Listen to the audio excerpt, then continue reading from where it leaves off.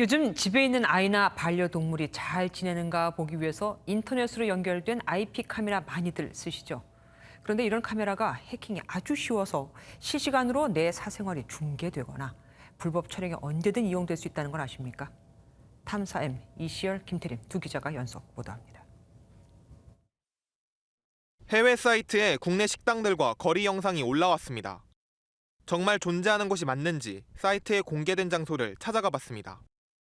취재진이 식당에 들어가자 그 모습도 실시간 중계됩니다.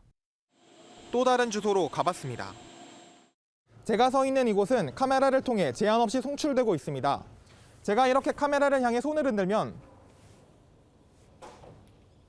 화면에서도 생생히 보입니다. CCTV를 이렇게 모니터링 할 때가 있는데 어쩔 때 보면 저 혼자 스스로 화면이 이렇게 돌아가 있거나 이렇게 탐색하는 모습이 이렇게 보이더라고요. 그래서 제가 조작을 안 했는데 이게 뭐지 하고 생각했는데 그냥. 이처럼 실시간 현지 상황이 중계된 이유는 이곳 카메라들이 해킹된 것으로 추정됩니다. 카메라와 멀리 떨어져 있어도 PC나 스마트폰으로 영상을 볼 수 있는 카메라를 IP 카메라라고 부르는데 요즘 집에 혼자 있는 반려견을 위해 설치하거나 집안에 있는 아이의 모습을 보려고 맞벌이 부부 등이 IP 카메라를 많이 찾고 있습니다. 인터넷으로 화면이 송출되다 보니 해킹에 취약합니다. IP 카메라엔 사용자들이 설정하는 비밀번호가 있는데 이 비밀번호만 알아내면 쉽게 해킹이 됩니다. 최근 우크라이나 모습을 생중계하는 사이트도 많은데 이 영상들도 비슷한 원리로 해외로 송출되는 것으로 보입니다.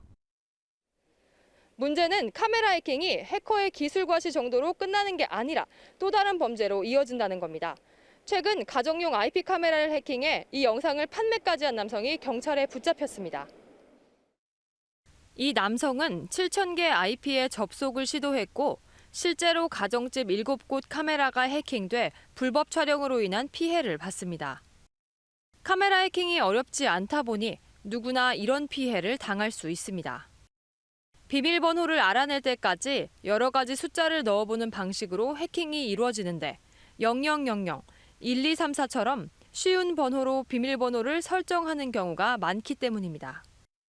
인터넷에 연결되는 장치는 해킹을 완벽히 방지할 수 없기 때문에 비밀번호를 복잡하게 자주 바꿔주는 게 현실적인 대책입니다. 인터넷에 연결되는 어떤 기기들은 기본적으로 보안에 취약할 수 있다는 어떤 사용자의 인식이 좀 필요할 것 같습니다. 최대한 패스워드를 어렵게 설정을 해야지라는 것을 꼭 기억을 하시고 IP 카메라 제조사와 판매자 모두 소비자에게 해킹 위험성을 의무적으로 고지해야 한다는 지적도 나옵니다. 탐사 M입니다.